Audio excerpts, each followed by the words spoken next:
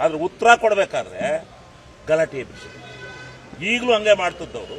ಆಮೇಲೆ ನಮ್ಮ ಅಧ್ಯಕ್ಷರು ಇತಿಹಾಸದಲ್ಲಿ ನಾನು ರೂಲಿಂಗ್ ಕೊಡಬೇಕಾದ್ರೆ ಈ ಒಂದು ಪ್ರಕರಣವನ್ನ ಇವತ್ತು ನೇಮ 62ನಲ್ಲಿ ಯಾವುದೇ ಕಾರಣದಿಂದ ಚರ್ಚೆ ಮಾಡಲಿಕ್ಕೆ ಸಾಧ್ಯತೆ ಇಲ್ಲ ಅಂತೇಳಿ ಅವರು ವಜಾ ಮಾಡಬೇಕಾದ್ರೆ ನಾನು ಈ ಪೀಠದಲ್ಲಿ ಕೂತು ಇದಕ್ಕೆ ಮನ್ನಣೆ ಕೊಟ್ಟು ನಾನೇನಾದ್ರೂ ಚರ್ಚೆಗೆ ಕೊಟ್ಟರೆ ಮುಂದೆ ನಾನು ಕಳಂಕಿತನಾಗ್ತೀನಿ. ನಾನು ಆಗೋದಿಲ್ಲ, ನಾನು ಯಾವುದೇ ಕಾರಣದಿಂದ ಇದಕ್ಕೆ ಅವಕಾಶ ಕೊಡೋದಿಲ್ಲ. ಇದು 20 ವರ್ಷದ ಪ್ರಕರಣ.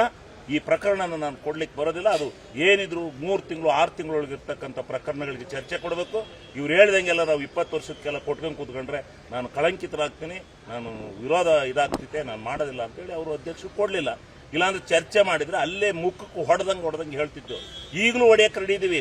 ಮುಖಕ್ಕೆ ಹೊಡೆದಂಗೆ ನಾನೇ ಹೇಳ್ತೀನಿ. ಬೇಕಾರೆ ಎಲ್ಲ ಇಲ್ಲೇ ಬೇಕಾದ್ರೆ ನೀವು ಅವಕಾಶ ಕೊಟ್ಟರೆ ಯಾವ್ದಾರು TV ಕರೀರಿ, ಬೇಕಾರೆ ಏನ್ ನಡೆದಿದೆ ಅಂತಕ್ಕಂಥದ್ದನ್ನ ನಾನು ಬಿಚ್ಚಿಡ್ತೀನಿ.